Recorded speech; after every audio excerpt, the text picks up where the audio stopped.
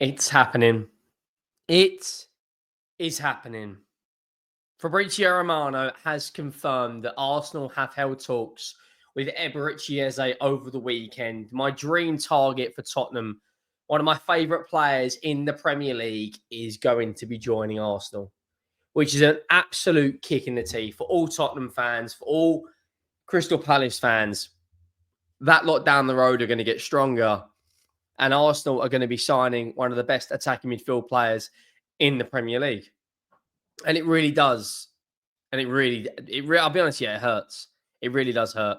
We're going to break it all down. Make sure you go down, drop a like on the video if you haven't already. We're also going to be talking about Rodrygo's future. The Club World Cup, their game is coming up very, very soon. And Rodrygo's future should be announced in July.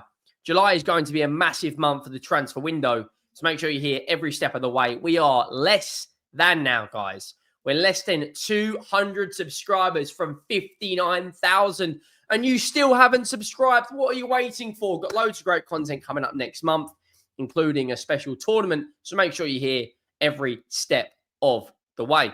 Now, the news that has come out within the last, I want to say in the last half an hour, is the news that I did not want to see. And Arsenal, according to Fabrizio Romano, who's the most credible source, the most reliable transfer journalist in football for me, has come out and said Arsenal have made contact with Eberechi Eze's camp over the weekend. Contacts are taking place for Crystal Palace star, with Arsenal informed on the deal conditions. And then at the very bottom, you can see there it says Tottenham remain also keen on Eze. Eze, for me, in an Arsenal shirt, is exactly what they need from a creative perspective. I'm going to remain consistent. I still think they need a left winger to come in for that team, and they still need a striker, but they also need one more creative midfielder. And Eze, for me, is exactly what they should be looking at. He's a player that can play off the left, could probably play off the right. He's on a fairly, comfortable salary. He's on 100K a week. Arsenal can comfortably improve that. They'll probably put him on 150, 140 grand a week. He's got a really, really good chance of competing for the Premier League title in that Arsenal team. As you can see there, 8 goals and 8 assists in 34 games. His return for Crystal Palace is very, very good in all competitions, including the cup games, where he got 5 goal contributions in 5 games in the FA Cup and got 4 goal contributions in 4 games in the League Cup. 25 goal contributions overall in 43 games. For me personally, is a very, very good return. Now, the question will be is, can he do it at a bigger football club? It's all well and good performing at, no disrespect to Crystal Palace, but a smaller club. There's going to be a lot more pressure on you at Arsenal. But some of his England teammates are there, Declan Rice and Bukayo Saka, Miles Lewis-Skelly as well, Ethan Nwaneri. They've got a lot of English talent there. Ben White as well. Hopefully he's back in the England team soon. But that is the news that I did not want to see. And for Fabrizio Romano, I personally think there is a lot more to this deal than meets the eye. If Arsenal have contacted his camp, they believe a deal is feasible. Tottenham agreed personal terms with this guy about 18 months ago. But for whatever reason, we haven't got the deal done. If they bring him in, that is going to be an absolute bitter pill to swallow for all Tottenham fans out there. And I'm going to be honest, it will really fucking piss me off. Another bit of news coming out regarding Viktor Gyökeres. Romano come out last night and essentially quote tweeted what the sporting director has come out and said.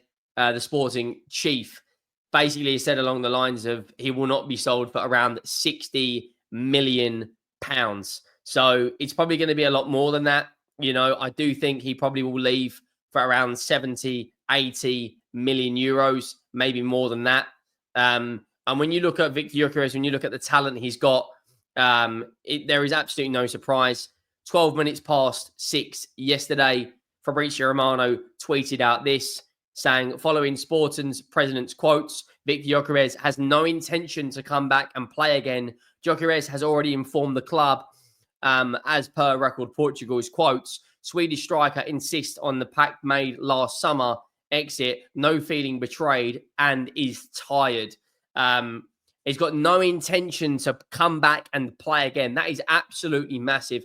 I do think his future will be decided in July. I think July is going to be a massive month, especially for when you look at the situation that Liverpool have got with Alexander Isak, etc., and Guehi. Now, the Athletic have put out saying Arsenal were convinced they could offer Rodrygo a sporting project where he could be at ease, playing left wing with freedom. The Gunners are now prepared to wait to determine Rodrygo's situation, but are mindful they cannot wait indefinitely. And AFTV put something out yesterday on Twitter saying, addressing all Arsenal fans, said, would you guys rather wait for Rodrygo or go in for a player like Eberechi Eze? And it looks like Arsenal could potentially do both. David Ornstein has come out and said Arsenal want to sign 3 attacking players. One of those is a striker, which we know. One of those is going to be a winger, which we know. Mosikiera as well has agreed personal terms. That was announced yesterday by Fabrizio Romano. And there's a lot of people right now that are very much, this was what Arsenal want for a front three next season. Rodrygo, Saka, and Gyökeres. And Akpom said, I think Gyökeres is a beast, and when we need him now, my dream is Rodrygo, Gyökeres, and Saka on the right. I think that front three is deadly. Yeah, 1,000%. It's a deadly front three going into next season if they can bring in Rodrygo. According to other sources, the situation with regards to Rodrygo will be resolved after the Club World Cup. So whenever Real Madrid decide to exit, there's a lot of people, Ben Jacobs has come out regarding Eze to Arsenal. He said the following: Eze to Arsenal could be one to watch because if they can't get Rodrygo, it would surprise me if they ramp up their interest on Eze, simply because the release clause makes things a little bit easier, especially because it isn't payable in that one lump sum. Now, we know that Paul O'Keefe, a Tottenham correspondent, or not a Tottenham correspondent, a very in the know person when it comes to Tottenham news, did come out and say that release clause can be paid in 3 different £20 million installments. It looks like we are going to move in for Kudus as well. So when I look at I look at Eberechi Eze, and I look at Rodrygo, and I look at Gyökeres, Zubamendi, Norgard, Kepa, Mosikiera, I think that's a very, very, very good transfer window. But Arsenal need to match whatever Liverpool and whatever Manchester City do. I honestly believe that right now Liverpool are the Premier League favourites. I think they are going to be the strongest team next season as of right now. When you look at their transfer window, that doesn't necessarily mean that Arsenal can't go out and match whatever whatever Liverpool or City do. Arsenal right now, it's almost like chess. If Arsenal go and get Rodrygo, that for me kind of matches the Florian Wirtz. But then if Liverpool go and get Alexander Isak, Arsenal then need to go again. And then Man City have got Cherki, Reinders, they've got over the line.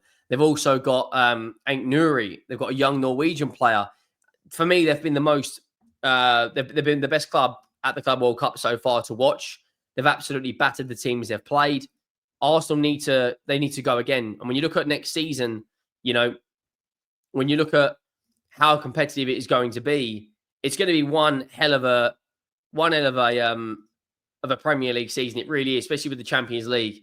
I will be bringing out a video regarding Guehi and Liverpool later on today because Fabrizio Romano has spoken about Guehi. He's high on the list. Not the only option, but contacts continue. And then I will be dropping a video regarding Spurs and Mohamed Kudus. That is going to be a fantastic signing for us. But let me know your thoughts down below.